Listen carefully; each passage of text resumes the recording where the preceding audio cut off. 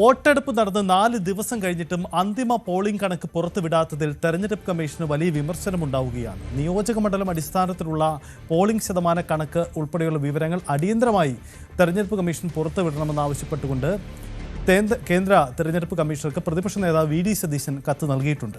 ഇതിനിടെ ഈ നീക്കത്തിൽ ഇപ്പോൾ കണക്ക് പുറത്തു വരാത്തതിൽ അസ്വാഭാവികതയൊന്നുമില്ല എന്നതാണ് കമ്മീഷന്റെ വിശദീകരണവുമായി പുറത്തു വരുന്നത്.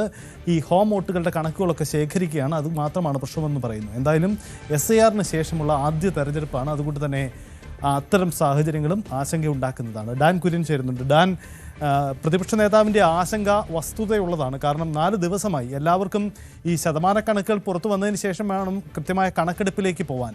SIRന് ശേഷം എന്ത് സംഭവിച്ചു, എന്താണ് സാഹചര്യം, ഇതിൽ കമ്മീഷൻ ഇപ്പോൾ നൽകുന്ന വിശദീകരണം എന്താണ് ഡാൻ?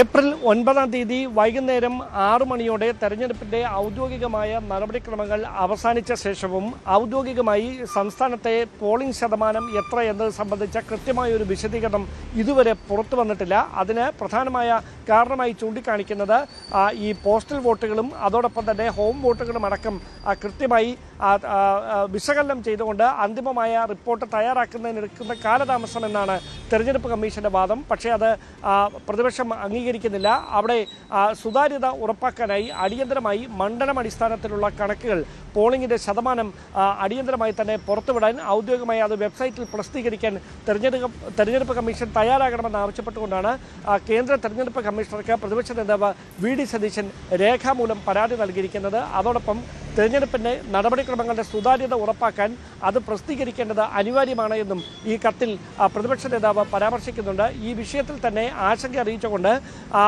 വി ശിവൻകുട്ടിയും രാവിലെ മാധ്യമങ്ങളെ കണ്ടിരുന്നു. അദ്ദേഹവും ഈ കണക്കുകൾ ഇത്രയധികം ദിവസം കഴിഞ്ഞിട്ടും പുറത്തുവിടാത്തതിൽ അസ്വാഭാവികതയുണ്ട് എന്നാണ് വ്യക്തമാക്കുന്നത്. അതേസമയം ഇങ്ങനെ രേഖാമൂലം പരാതി കേന്ദ്ര തെരഞ്ഞെടുപ്പ് കമ്മീഷന് കൂടി ലഭിച്ചിരിക്കുന്ന പശ്ചാത്തലത്തിൽ സംസ്ഥാന തെരഞ്ഞെടുപ്പ് കമ്മീഷൻ എത്രയും വേഗത്തിൽ തന്നെ നടപടിക്രമങ്ങൾ പൂർത്തിയാക്കി വെബ്സൈറ്റിൽ ഔദ്യോഗികമായ തെരഞ്ഞെടുപ്പിൻ്റെ പോളിംഗ് ശതമാനം വ്യക്തമാക്കുമെന്നാണ് വിവരം.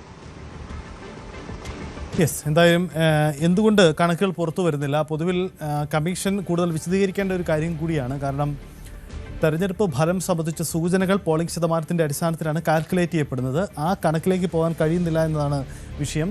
80% പോളിംഗ് വരും. ആദ്യം സംസ്ഥാനത്തെ മുഖ്യ തെരഞ്ഞെടുപ്പ് ഓഫീസർ 90% പോളിംഗ് വരുമെന്ന് പറഞ്ഞിരുന്നതാണ് അദ്ദേഹം പൊതുവിൽ മാധ്യമങ്ങളോട്. പക്ഷേ അതിലേക്കൊന്നും പോളിംഗ് വന്നിട്ടില്ല.